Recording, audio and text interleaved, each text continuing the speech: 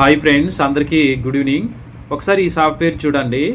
ఇది ఎంఎల్ఎం ఇండస్ట్రీలో చాలా కంపెనీలు ఏం చేస్తాయంటే మెంబర్షిప్ కోసం ప్రోడక్ట్ ఇవ్వాలా, ఏమి ఇవ్వాలని చెప్పేసి ఇబ్బంది పడుతూ మనము ఈ యొక్క ఇండియాలో ఉన్నటువంటి ప్రతి ఒక్క ఎలక్ట్రానిక్ గూడ్స్ లేదంటే ఏదైనా ప్రతి ఒక్క సర్వీస్ని కాలేజ్ ఉన్నా ఏదున్నా ప్రతి ఒక్క దాన్ని మన సాఫ్ట్వేర్కి టైఅప్ చేసుకోవచ్చు అనేలాగా డిజైన్ చేస్తారు వాళ్ళకనమాట ఈ యొక్క సాఫ్ట్వేరు. సో మనం ఆల్రెడీ వేరే వాళ్ళకి చేసాము. ఒకసారి చూడండి, ఇక్కడ వాళ్ళు ఇచ్చేటువంటి సర్వీసులు ఏంది, పర్సనల్ లోను, హెల్త్ కార్డు, మేము వీళ్ళకి అప్లై చేస్తున్నాం అనమాట. మా ఎన్విఎం బుక్స్ కూడా వీళ్ళు సేల్ చేస్తున్నారు. ఏమేమైతే ప్రజెంట్ సర్వీసులు టైఅప్ అయ్యాయో అవన్నీ ఉంటాయి ఇక్కడ. సో మన యొక్క అడ్రస్ కస్టమర్ అనేవాడు ఏం చేస్తాడంటే ఇక్కడికి అప్లై చేయగానే మనకు నోటిఫికేషన్ వస్తుంది, మనం వాళ్ళకి సర్వీస్ అనేది ఇవ్వచ్చు. సర్వీస్ ఇచ్చిన తర్వాత సర్వీస్ ఫ్రీగా ఇవ్వలేరు కస్టమర్లు, ఎప్పుడు మీ అడ్మిన్ కంట్రోల్లో ఉంటుంది. మీ దగ్గర నుంచి వాళ్ళు సడన్ ఫండ్ అనేది తీసుకుందా వాళ్ళ సర్వీస్ ఇవ్వడం జరుగుతుంది అనమాట.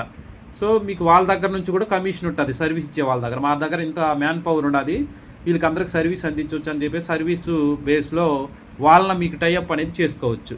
ఓకే, ఇట్లా చూడండి, కస్టమర్ యూజర్ ప్యానల్ ఇది.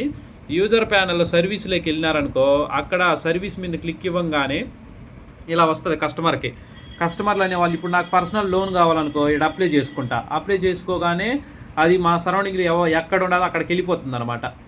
సో అది అక్కడ నుంచి వాళ్ళు కాల్ చేసి మీకు పర్సనల్ లోన్ కావాలన్నారు కదా, మీ డీటెయిల్స్ సెండ్ చేయండి అని చెప్పేసి వాళ్ళు మనకి వాట్సాప్ గుండాను డైరెక్ట్గా ఇంటికి రావడం, వెరిఫికేషన్ చేసి పర్సనల్ లోన్ అనేది ఇస్తారనమాట. ఇట్లా మీ సాఫ్ట్వేర్ని ఎంఎల్ఎంతో పాటుగా వాళ్ళు యాక్టివేషన్ చేసుకునేదానికి ఈ సర్వీసులన్నీ మీరు అందించవచ్చు. మీ సరౌండింగ్లో ప్రతి ఒక్క టౌన్లో ఏమేమి సర్వీసులు ఇవన్నీ అందించవచ్చు.